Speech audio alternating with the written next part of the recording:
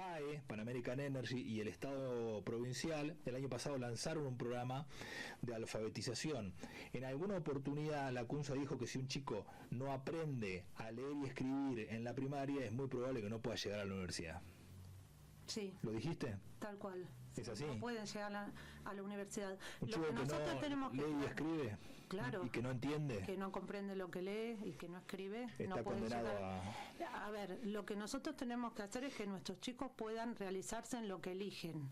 Si eligen ir a la universidad, la escuela primaria y secundaria tiene que prepararlos para que puedan acceder. Si eligen no ir a la universidad y tener un oficio, también los tienen que preparar. Hoy por hoy, un chico que no lee ni escribe no puede acceder ni siquiera a que lo contraten realizando un oficio. Claro. Y la educación en la Argentina no es nada nuevo, está en crisis, por eso somos un país pobre, porque la educación está en crisis.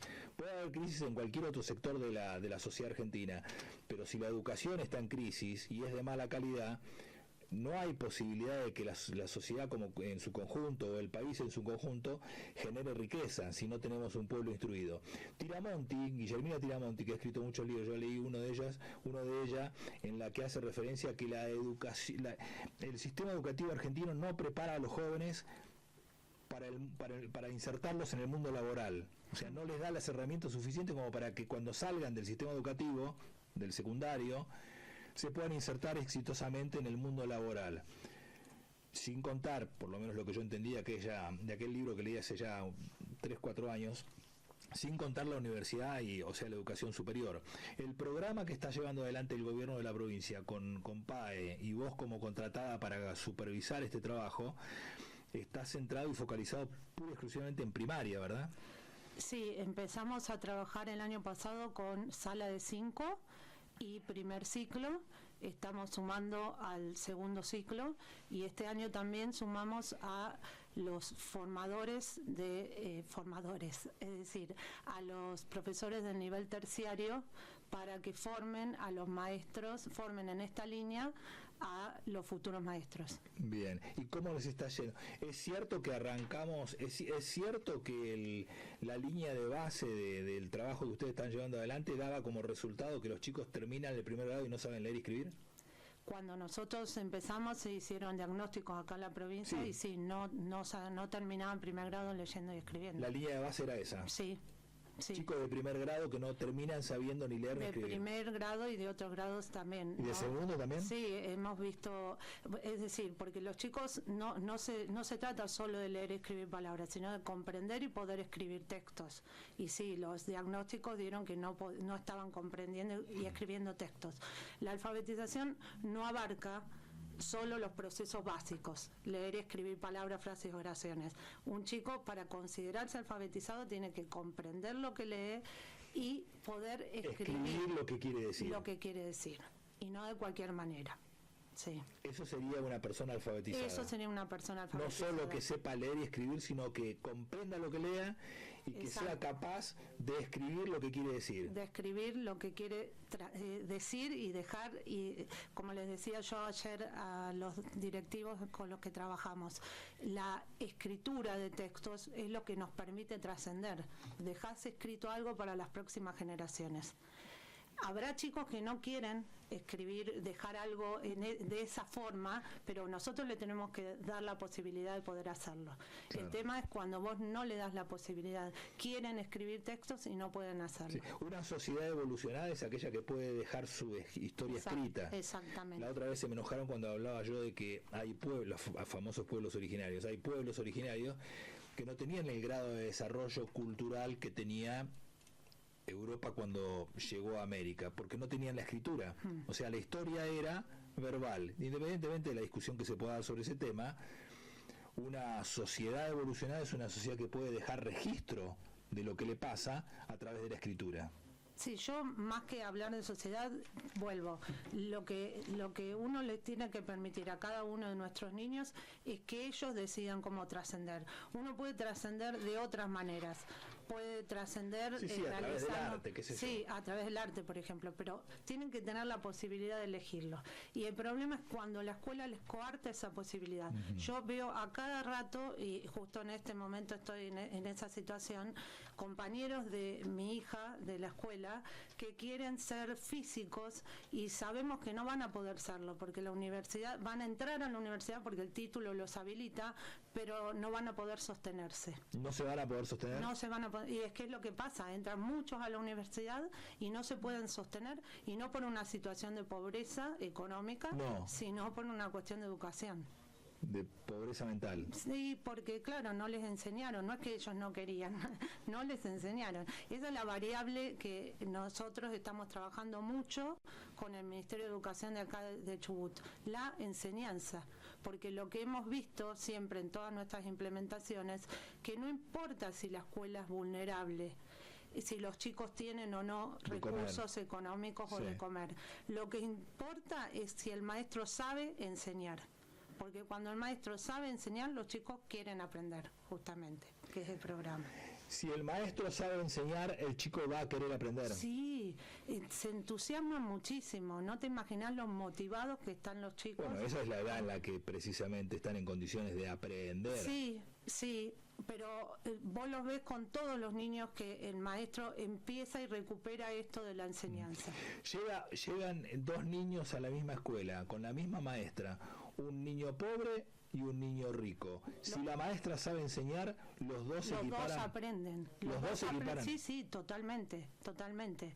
Y además la escuela, a ver, que sea rico o pobre hoy no quiere decir necesariamente que venga con más estímulos de la casa, porque hay padres que tienen mucho poder adquisitivo, vuelven a la casa y se ponen a mirar pantallas y no les leen cuentos a sus hijos. La riqueza para entrar a una escuela está en cuántos cuentos y cuánto hablaron y se interesaron en lo que el niño quería aprender hasta que llegó a la escuela.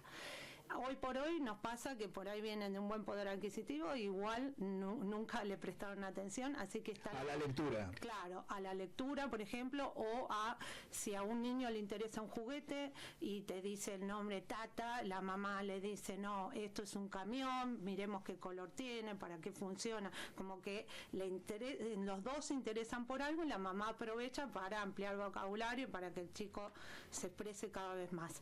Eso antes por ahí sí se asociaba a un poder adquisitivo. Ahora en las escuelas no necesariamente, pero igualmente la escuela tiene que compensar eso. Si hay un niño que le han leído más cuentos, la escuela tiene que leerle al otro y al anterior. Y equipararlo. Claro, tiene que leerle mucho más por hablar de la lectura, ¿no es cierto? Sí. Para justamente lo que decís vos, para equipararlo. Magdalena, estoy hablando con Magdalena Lacunza. Si tuvieras que presentarte a vos misma, ¿cómo diría? ¿Cuál es tu incumbencia? ¿Cuál es tu profesión y tu incumbencia en la educativa? Siempre me defino por lo que realmente considero que soy, es que soy maestra, ¿sí? Y después, cuando yo recibía como maestra cada vez más niños sin alfabetizarse, siempre trabajé al principio en un 6º grado y me llegaban cada vez más niños sin alfabetizarse. ¿A sexto? A 6º grado, una escuela pública en la ciudad de La Plata, y cada vez más niños. Entonces empecé a ver qué pasaba en 1er grado. Mientras tanto estaba estudiando Ciencias de la Educación, y en Ciencias de la Educación tengo que reconocer que tampoco recibí la formación para poder resolver eso que estaba pasando en de verdad. Vos hiciste primero tu carrera de grado como maestra. Como maestra, mientras tanto Ciencias de la Educación. Ciencias de Educación. ¿Y entonces qué necesitaste hacer? No, por suerte la vida me acercó a la doctora Borsone, que es investigadora del CONICET. Trabajé con ella y aprendí, la doctora Ana María Borsone, y aprendí con ella, hice mi tesis de licenciatura con ella, y a partir de ahí la acompañé siempre en las capacitaciones y en las implementaciones a nivel provincial. ¿En la provincia de Buenos Aires? No, Buenos Aires lamentablemente sigue con la psicogénesis y no han querido cambiar. Siguen con la psicogénesis. Sí. La psicogénesis, para aquellos que son más jóvenes, fue un invento, por lo que yo leo de aquellos que conozco y tengo como referentes en la ciencia de la educación, fue una estafa. Esto es lo que yo entiendo de lo que leo de los que saben. la provincia de Buenos Aires no la abandonó la psicosis. No la abandonó. Aquí en la provincia de Chubut se instauró en la década del 80, sí, finales del 80. Sí, casi todas las provincias, no, todo en el país. ¿Cómo la definirías vos? ¿Como una estafa? Sí, claramente, estoy de acuerdo con vos. Sí, se hizo como que se enseñaba, los chicos hicieron como que aprendían, pero no aprendían. Los que se llegaban a alfabetizar era porque había familias atrás que los mandaban a algún maestro particular, que en general eran señoras que ya se habían jubilado. Que no habían conocido, así que le hablaban peste. No, y que sí, claro, que les enseñaban con otro método. Claro. Pero ahí sí que hubo mucha brecha, porque los que no tenían la oportunidad de que los padres los mandaran un apoyo, esos quedaron sin alfabetizarse. Claro, sí, no quiero ni recordar, esa época fue una época muy tensa, se discutió, yo ya era un hombre grande, pero se discutió mucho sobre el tema y uno se enfrentaba con educadoras que te lo presentaban como un modelo. A mí no me cerraba bajo ningún punto de vista, pero te decían que sí, que el chico iba a aprender, que solo iba a aprender. Sí, que solo iba a aprender, que iba a ir descubriendo. Que solo iba a ir descubriendo. Sí. Así que a vos... haber trabajado con Borsone, con la doctora, ¿es doctora ella? Sí, la doctora. Es investigadora del CONICET, 40 años en el CONICET, máxima investigadora. ¿A vos te dio las herramientas suficientes como para comenzar a detectar dónde están las rendijas de la ineficiencia de la educación? Sí, ella fue mi maestra, ella me enseñó. ¿Y dónde trabajás ahora? ¿Para quiénes trabajás? Trabajo para la provincia de Chubut, para la provincia de San Luis, para la provincia de Corrientes y acá, y bueno, después trabajo en institutos de formación docente. ¿Y tu trabajo en la provincia del Chubut en qué consiste? ¿Qué es lo que estás haciendo dentro de este plan que lanzó el año pasado PAE, colaborando con la educación provincial? Bueno, trabajo mano a mano con las personas que están en el ministerio llevando a cabo acá este plan. Y lo que hacemos, bueno, además de organizar las capacitaciones para los docentes, donde también participo como capacitadora, es si hay documentos que elaborar, asesorarlos y también, bueno, ir coordinando y resolviendo diferentes situaciones que se van presentando en las escuelas, siempre en lo pedagógico didáctico. Mi asesoramiento es pedagógico didáctico y bueno, me plantean las situaciones y les ayudo a resolverlas en la medida que puedo. Uh-huh. ¿Cuántos años pensás que son?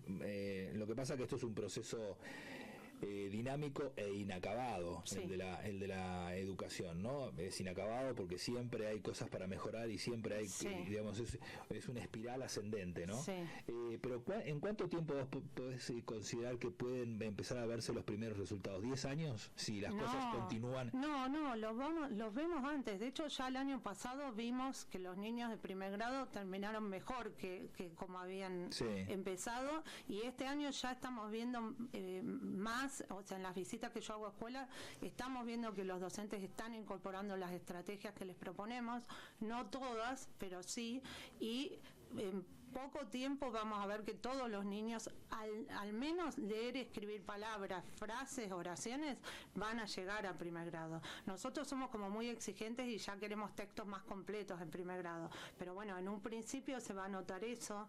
Sí, vamos a notar que nuestros niños comprenden más según el grado en el que están. Se va a ir notando. Lo que pasa que lo que sí puede tardar muchos años es que cambie toda la formación docente. A eso me refería yo. Claro, eso sí, que terminen todos los docentes bien formados en una línea que logre alfabetizar. El sistema educativo yo lo miro a veces como una gran fábrica, ¿no? En la boca de entrada entra ese niño que no está alfabetizado o que está pre, ¿no? Sí. Porque, no sé, en jardín de infantes fue incentivado con los padres y capaz que llega a primer grado y ya te sabe leer y te reconoce las letras y te escribe. Sí. Pero generalmente pongamos que no.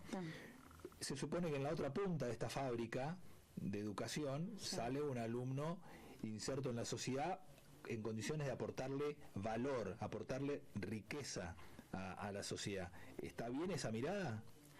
Sí, no, yo considero... Es muy mecanicista. Sí, porque lo que para mí aportan riqueza y valor antes, o sea, todos los niños durante toda... No, está bien, pero cuando entren en su vida económicamente activa... si te referís a lo económico... A eso me refiero a eso, sí. Y una sociedad es rica si tiene gente que... La riqueza está acá, no en el subsuelo. Claro, sí, vos te referís a eso, tenemos que lograr adolescentes, porque ya cuando salen del secundario son adolescentes, que sean, ¿sí?, que puedan interpretar que puedan comprender la Constitución, te diré, que con eso claro, que no es menor, sí, porque que puedan comprender la Constitución. ¿Tú sabes qué me pasa acá en la radio todos los días con gente adulta que se confunden roles dentro del gobierno? Claro, confunden roles. Creen que es Milei el que tiene que meter presa a Cristina. Te traigo algo del día de hoy, ¿no? Sí. Y Milei es, digamos, es la cabeza del Poder Ejecutivo, no la cabeza del Poder Judicial. Y la gente a veces no comprende el funcionamiento de la sociedad. No. Por eso te digo, pero eso como un ejemplo porque nosotros son ciudadanos que van a votar y que van a ser futuros gobernantes si lo eligen. Y bueno, tienen que comprender la Constitución, a eso voy. Bien. Y que no es sencillo. Como básico, comprender la Constitución. Exactamente. El funcionamiento de la sociedad argentina. Exactamente. Y poder elegir y desarrollar su vocación. Esto es fundamental. No podemos hablar de derechos de nadie si no pueden elegir lo que quieren ser en la vida y poder serlo plenamente. Claro. Y la escuela primaria y la secundaria tienen una gran responsabilidad en esto. En darte las herramientas necesarias. Sí, exactamente. Claro, a ver, lo pongo de otro modo. Vos lo dijiste hace un rato, pero yo lo pongo de otro modo. Suponte que yo tengo 15 años, o 17, termino la secundaria, y mi sueño fue siempre ser, no sé, aviador. Sí. Piloto de avión. Bueno, está todo bien, pero cuando entro a la escuela de aviación tengo que tener los elementos mínimos de matemática, de aritmética, de geografía, de comprensión lectora, claro, que si no los tengo me voy a chocar contra una pared. Exactamente. O ser médico. Y ahí se te frustró tu vocación. O sea, vos querías ser aviador y no pudiste serlo. Y eso fue porque en el primario y en el secundario no te enseñaron lo que correspondía. Nadie te va a enseñar a ser aviador, pero sí darte las bases para, si vos elegís eso, sepas lo que es la trigonometría. Exactamente. Entonces, tremendo. Claro. Y ahí podemos realmente hablar de un derecho concreto de las personas. Si no, no. Si no, el derecho es un biribiri. Sí, exactamente. Llenarse la boca y queda ahí en el aire. Claro. Ni qué hablar entonces a la hora porque estamos hablando de nuestro propio destino, querer ser aviador, médico o lo que sea, o profesor de matemática. Ni qué hablar de la vocación de construir un futuro social mejor a la hora de que tengo que votar. Si nos pasa acá en época de elecciones, cada 2 años, cada 4 años, llegamos al día antes de la elección y me encuentro con gente que dice: yo no sé a quién votar. Pero no sabes a quién votar porque no te tomaste el trabajo de comprender lo que te están diciendo, las diferentes opciones electorales. Si vos no podés comprender la diferencia entre uno y otro, o eso, que son todos iguales, o que vos no podés distinguir lo que te está queriendo decir uno de otro. Exactamente. ¿Qué es el pensamiento crítico? Que tanto se habla de desarrollar el pensamiento crítico, que es justamente el que se necesita para votar. Es comprender textos de distintas fuentes y poder compararlos y decidir. ¿Qué pasa? Por un lado, si vas a eso, te digo y te cuento que cuando mi hija empezó a votar a los 16 años, quiso leer los planes de las propuestas. Bueno, no había. En algunos no había. Pero bueno, en los que pudo, los leyó. Pero fue una de las pocas, ¿entendés? Que se tomó el trabajo. Que se tomó el trabajo y los comprendió. Pero no es solo tomarse el trabajo. El problema es que vos ves, y vuelvo, si vos ves chicos de 16 años que se ponen a leer y están te imaginás que no van a comprender ninguna propuesta. ¿Y no? Entonces, bueno, ahí volvemos. Les decimos que pueden votar, los habilitamos para que pueden votar y no les dimos las herramientas para poder hacerlo. No están en condiciones.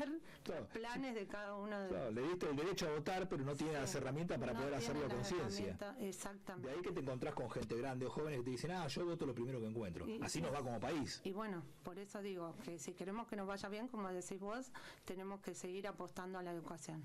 Lo bueno y lo excelente es que lo está haciendo el Ministerio de Educación de acá de Chubut, están haciendo un gran esfuerzo, estamos formando a muchísima gente y es ideal que hayan sumado este año a los profesores de terciario, porque ¿qué nos pasa en otras provincias?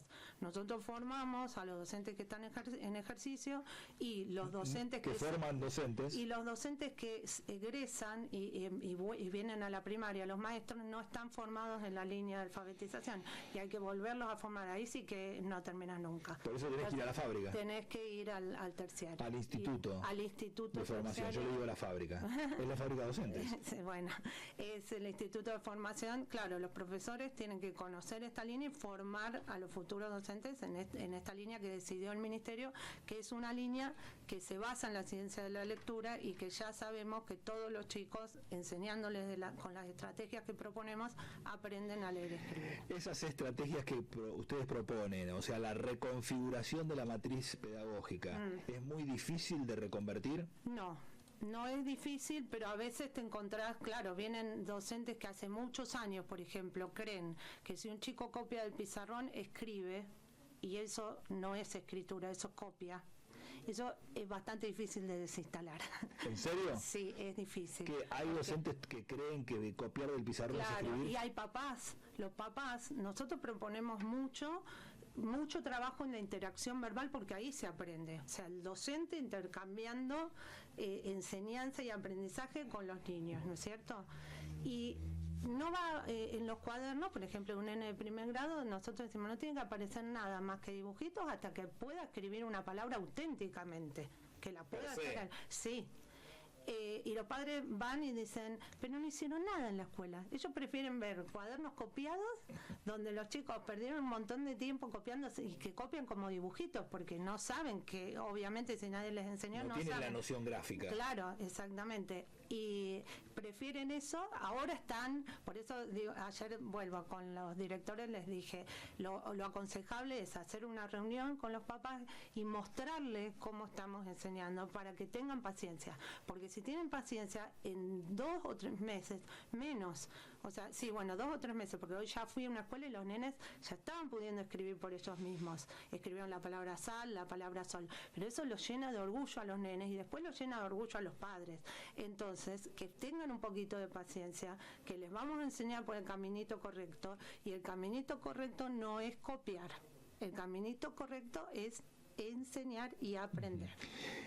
Es todo los que no tenemos nada que ver con la ciencia de la educación, para mí es todo un misterio insondable, esto de que lo que está en la cabeza del niño, el pensamiento que está en la cabeza del niño, que por supuesto no es un pensamiento elaborado como puede ser el pensamiento de un adulto educado, sino que es un pensamiento más básico, más acotado, eso que está en la cabeza pueda llevarlo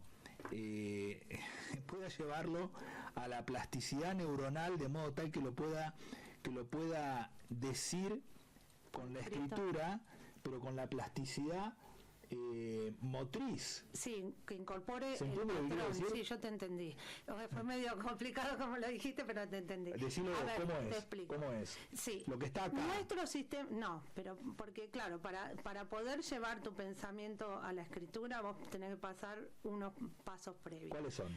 Nuestro sistema de escritura representa, por suerte, sonidos del habla. Digo por suerte, porque hay otros como los chinos que representan ideas y es muy complicado de aprender. El nuestro es sencillo de aprender. Por ejemplo, si vos decís la palabra mano, ¿sí? La palabra mano se compone de 4 sonidos, por 4 sonidos, a, o, ¿sí? Y esos tienen una letra que los representa, ¿sí? Una letra para lo visual, que son las letras que leemos, y una letra para la mano, que en nuestra propuesta tiene que ser la cursiva y tiene fundamentos por qué. ¿Cómo le enseñás la de la mano? Justamente con muchas oportunidades de práctica donde el maestro modela, toma la manito del niño para mostrarle la dirección de la letra y el chico practica en diferentes situaciones lúdicas para que dibujar. Primero arranca dibujando. Para que la letra cada vez le salga mejor. Sí, se empieza en nivel inicial trabajando esos movimientos con el cuerpo, o sea, con el cuerpo, después lo vamos llevando a soportes grandes y después a soportes cada vez más chicos para que pueda incorporar ese patrón motor de la forma de la letra que le va a permitir unida formar palabras y escribir ideas después, que es lo que vos te referías a pensamientos.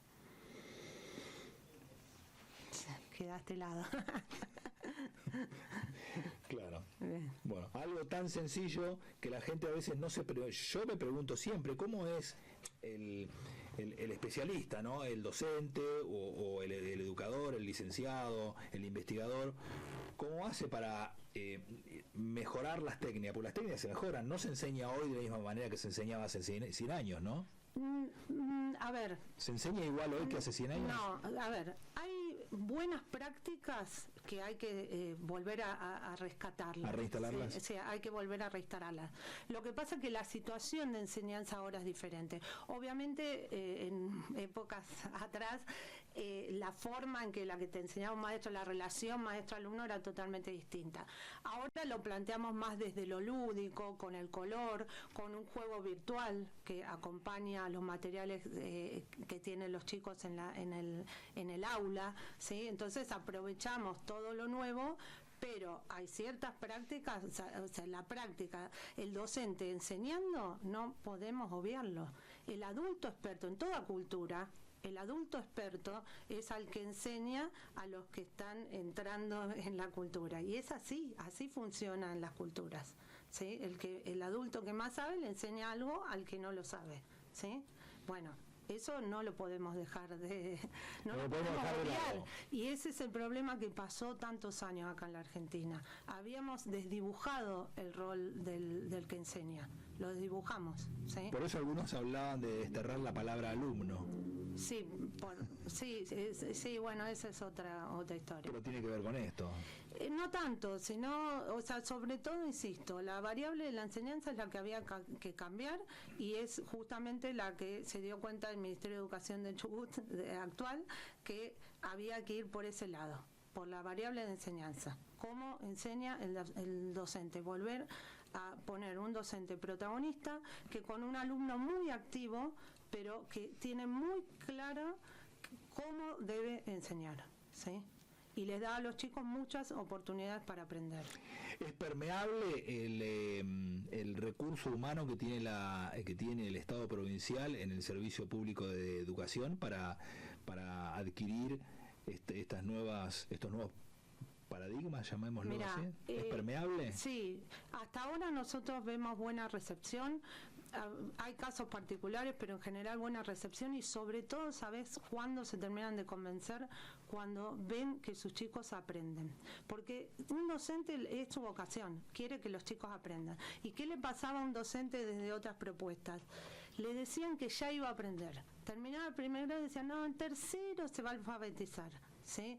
Y el docente nunca veía su pregunta. Y el de tercero veía que tampoco se alfabetizaban. Entonces, claro, el docente se sentía mal.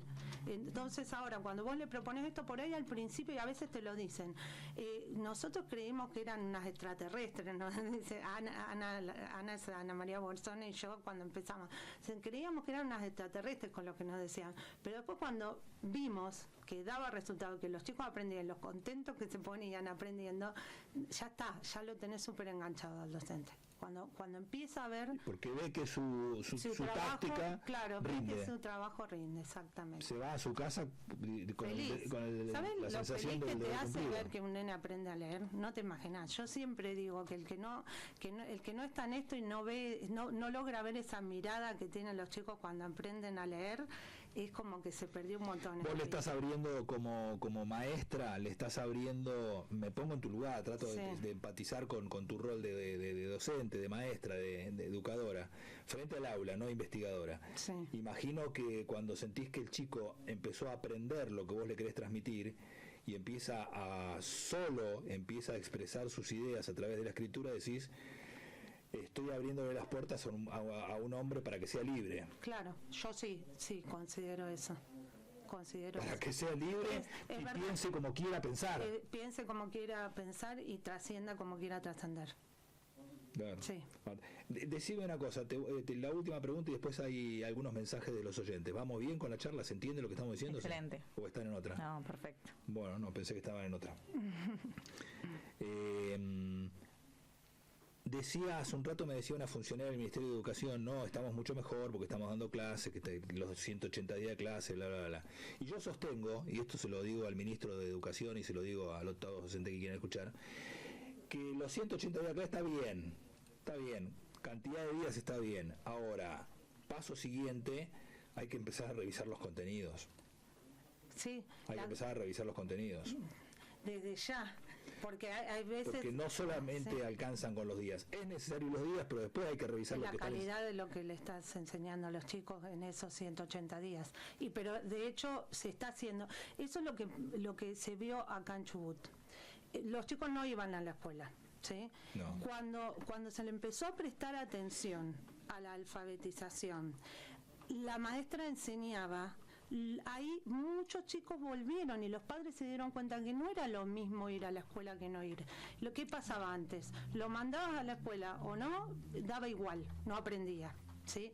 Ahora se ve y se ve mucho. Justamente hoy fui a un primer grado donde los nenes estuvieron escribiendo palabras y había un par de nenes que no escribían. Entonces le digo a la señora, ¿qué pasa acá? Bueno, por H por B, causas particulares, los nenes habían faltado el 50% de las veces. Obviamente, y ahí es donde se ve la diferencia. El que fue, aprende. El que fue, aprende. El problema es cuando van y no aprenden. Se pasaron todo el primario, todo el secundario y no comprenden lo que leen, no pueden escribir un texto. Me resulta muy triste a veces a mí cuando hablo con un joven resalido de la escuela secundaria o en la mitad de la escuela secundaria o ya salido de la escuela secundaria y viste como el joven por sí mismo es rebelde, es confrontativo y le gusta discutir. Y a mí me encanta que charlar y discutir con los jóvenes, pero tengo la percepción muchas veces que no alcanzan a comprender no solo lo que yo les digo, sino lo que ellos están diciendo. Claro. Repiten. Eso es lo que pasa cuando vos no podés comprender lo que lees. Tenés que repetir lo que escuchas.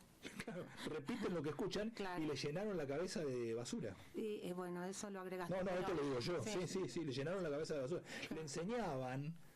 Le enseñaban a los chicos que a Maldonado se lo había llevado Gendarmería en la escuela primaria y secundaria de la provincia de Chubut. Yo sé que estoy tocando un tema que no tiene nada que ver con vos capaz que ni sabés lo que es Maldonado ni nada, pero digo, si ese pibe fue 180 días a la escuela, es preferible no hubiera ido, porque lo que le están enseñando es basura. Es preferible que no vaya, para que le enseñen basura, que se quede en la casa y que los padres le enseñen. Bueno, tiene que ver con los contenidos, no te quiero meter en un tema que tiene que ver, vuelvo, por eso, tiene que ver con el pensamiento crítico. Para eso vos le tenés que enseñar a comprender diferentes tipos de textos. Empezamos con los nenes chiquitos, con el cuento, con los textos narrativos, seguimos por textos expositivos y textos cada vez más complejos. Claro. Después él puede leer una noticia, claro, un ensayo y decide qué opinión dar. Claro. El problema está cuando uno tiene que repetir lo que escuchó porque no tiene posibilidades de comprender de diferentes puertas. Estamos con la licenciada Magdalena Lacunza, junto con la doctora Bursone, ¿no? Ana María Bursone, contratadas por el gobierno provincial. ¿Y el contrato lo hizo PAE o lo hizo el gobierno provincial con ustedes? Nosotros en realidad no tenemos un contrato. No. Hay un contrato de alfabetización, un acuerdo de alfabetización con la provincia y que también estuvo PAE, pero no es que es un contrato escrito tampoco. Está bien. Bueno, tengo mensajes y la despido. Bueno, mensajes. Estoy oyendo a la licenciada Lacunza y realmente muy interesante lo que comenta. Hoy que mencionó que el plan didáctico que ella propone lo está llevando a cabo en algunas escuelas de la ciudad y otras no. ¿Se podría saber cuáles son esas escuelas que lo están implementando y cuáles no? Y una pregunta más. ¿Cuentan con algún espacio en la web donde como padres podamos ver el plan que recomiendan? Y si se dispone, saber cuáles son los libros o el material pedagógico que utilizan para nosotros como padres poder contar con esa información y ayudar a nuestros hijos desde casa. Gracias, nos comenta el oyente del 2856. Bueno, Todas las escuelas públicas están llevando el plan, están implementando el plan, y algunas escuelas privadas que se sumaron. En cuanto al espacio que pueden ver la propuesta, no lo sé, como yo no formo parte del ministerio no lo sé, pero sí sé de parte nuestra que estamos pensando en convocar virtualmente, porque si no sería imposible, a los papás, a todos los papás, para que estén en una charla con nosotros y le podamos contar cuáles son las estrategias que les estamos enseñando a los docentes y mostrarles los materiales. Capaz que si el papá que está preguntando, la mamá que está preguntando no sabe cuáles son nuestros materiales, por ahí los hijos van a escuela privada. Okay. Porque la escuela pública todos tienen los cuadernillos con los que estamos trabajando. Bien, 2 mensajes más. Uno de ellos desde el 0136. Las neurociencias aplicadas a la educación, como en el programa también son una estafa capitalista, individualista y no apuestan a lo colaborativo. Gran parte de los profesores no adherimos al programa, que además va en contra de los enfoques didácticos de las disciplinas. No sean falaces, opina el oyente del 0136. Esto es muy capitalista. Sí, a ver, la neurociencia lo que hace es tomar las investigaciones que ya de prácticas que ya se realizaban en educación y en psicología cognitiva y comprobarlas con imágenes, ¿sí? Es como, yo siempre lo explico como antes de que existieran los rayos X, a alguien se le quebraba un brazo, iba un médico y un médico opinaba que lo tenía roto y otro médico decía que no. Pero cuando le pudieron hacer una radiografía ya está, se veía que estaba roto. Bueno, lo mismo hacen las neurociencias. Si vos enseñaste bien, se ve un cerebro ordenado, una caja de letras, hay imágenes ya de cajas de letras, una caja de letras formada, y no se puede ya discutir a esas imágenes. Es neurociencia. Pero no es que la neurociencia ni tiene que decir cómo se debe enseñar, ni tampoco es su especialidad. Toma imágenes de niños que les han enseñado con un método y otro método y los comparan. El que tiene bien formada la caja de letras, que aprendió, ahí con otros investigadores que vienen de la psicología cognitiva, dicen, bueno, ¿cómo aprendió? Para que esto se le haya formado bien. Pero ya es indiscutible. Sí. Otro oyente, estoy de acuerdo con la licenciada, explicar forma más sencilla la educación.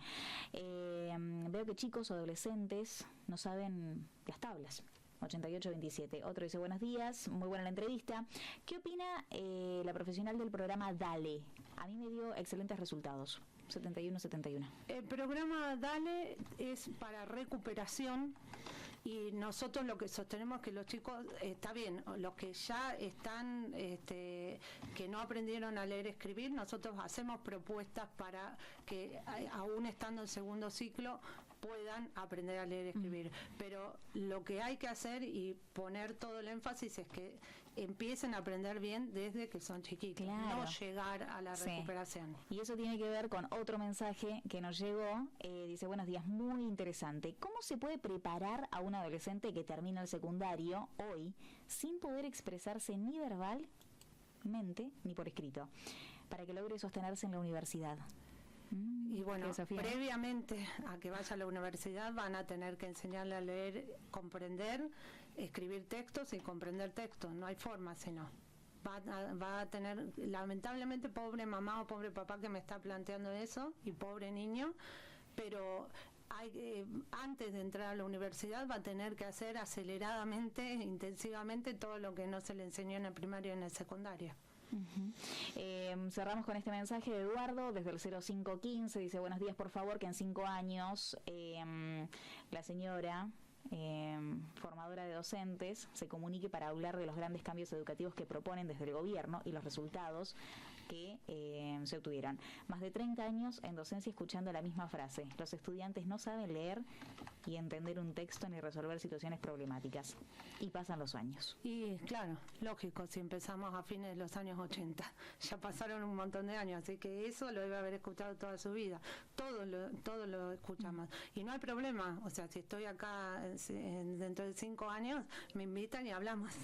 Ojalá que sí sea. Sí. Bueno, Magdalena, ha sido un placer hablar contigo, me quedaría hablando 1 hora y media más porque hay mucha tela por cortar, es un tema, yo te diría, y viste que hablamos de educación y afortunadamente no tuvimos que hablar de acuerdo salarial ni paritaria, obviamente que un docente merece ser bien pago, sí, claro. Y muy bien pago, porque tiene en sus manos la cabecita de nuestros hijos. Vaya ¿no? responsabilidad. Tiene que estar muy bien pago. O sea, hacemos votos para que, así como el gobierno impulsó este programa, también haga todo lo posible por dejar de gastar en cosas que no tiene que gastar y que gasten lo que tiene que gastar, que es precisamente, entre una de las cosas esenciales, la educación. Te agradezco que hayas estado con nosotros en esta mañana. Gracias por invitarnos.